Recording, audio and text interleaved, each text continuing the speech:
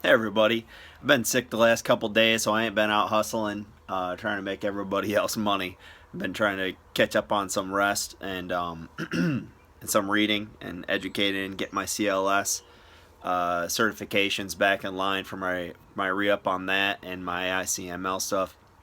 Anyway, I was reading one of Ron Moore's books about maintenance strategies and maintenance planning. C-suite level down to the techs, and I came up on something pretty interesting that I thought I want to share with everybody. So one of my biggest challenges when I'm trying to implement lubrication best practices all the way to asset management inside manufacturing plants in West Michigan, all the way to Kentucky, wherever, Iowa, New York, wherever I'm at, is the culture inside the plant.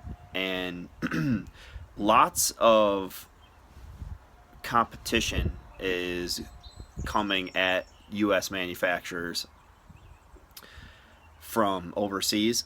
And one of the reactions that the United States management culture generally has to competition to be able to drive the cost of manufacturing down for a product to be able to compete with the overseas manufacturers is to cut the costs of labor, cut cost of maintenance practice, cut costs of machinery, cut costs on a lot of different levels. And I think that when I come in and I do have a more expensive lubricant, or I have a piece of equipment that can help an asset last longer, become more efficient, there's always a pushback because they look at the cost or the quote unquote price first. And they immediately having a reaction, well, this is going to add to our bottom line on our product. The product price goes up. Now we're no longer competitive with the Chinese or India or Eastern Europe or wherever it is that something's being manufactured. So, Tom Moore takes a really good look at this in the second chapter of a book called What Tool When.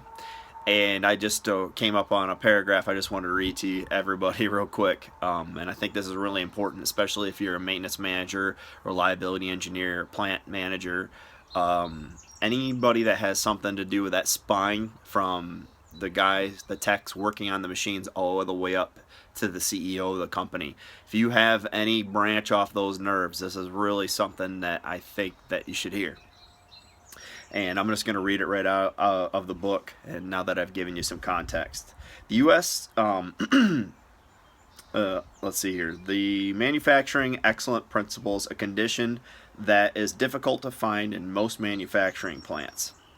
But the progress is not good enough. Without additional progress, jobs may be continued to move to countries with lower labor costs. The sad thing is that it's just not necessary.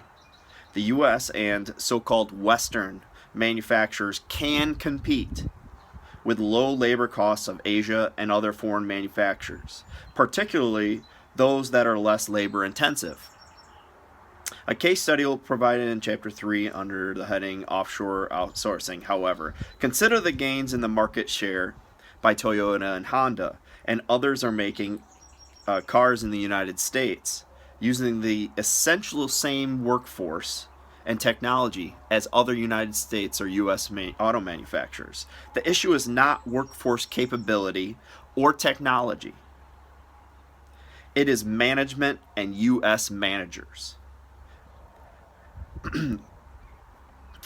U.S. management and U.S. managers are often too focused on costs and cost cutting, and not enough focused on process and overall performance. Costs are a consequence of your business system design, and market share and output are more important than costs per se. What is that saying? I think in particular that the culture of the United States management, the United States manager or a Western manager, is to look at the price of something that comes in the plant and try to lower that price either through negotiation or using lower quality products or lower quality processes to manage their assets and increase their return on asset, or ROA, instead of actually looking at the process and getting to the root cause of why products cost more to produce. Basically, you try to increase throughput by lowering downtime, managing the assets more properly so that when something does have to come down, it's scheduled and not reactive. It's a really simple idea that many manufacturers are implementing and taking massive advantage of, but it seems like it misses most U.S. management systems. And it's really something that can make a big difference in the bottom line, not just of each company or CEO's salary, but all the way down to the people who work on these machines.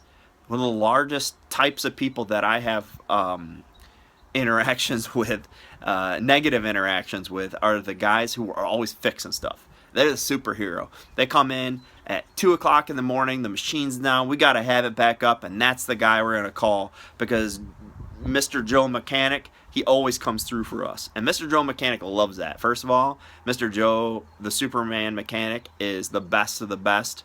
He can fix anything real quick. He'll answer the phone.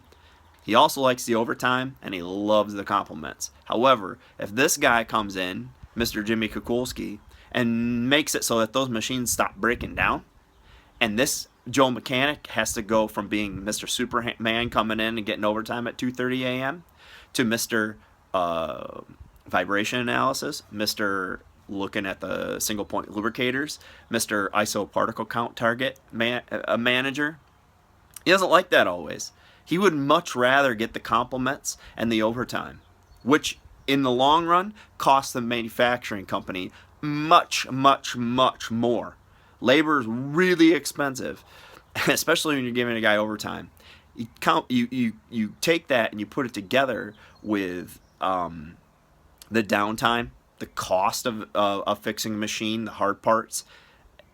It's very difficult to make a case, a good case, that running a poor process because it seems cheaper will ever actually cost less than implementing best practices and continuous improvement, ISO 55000 or whatever you want to call it.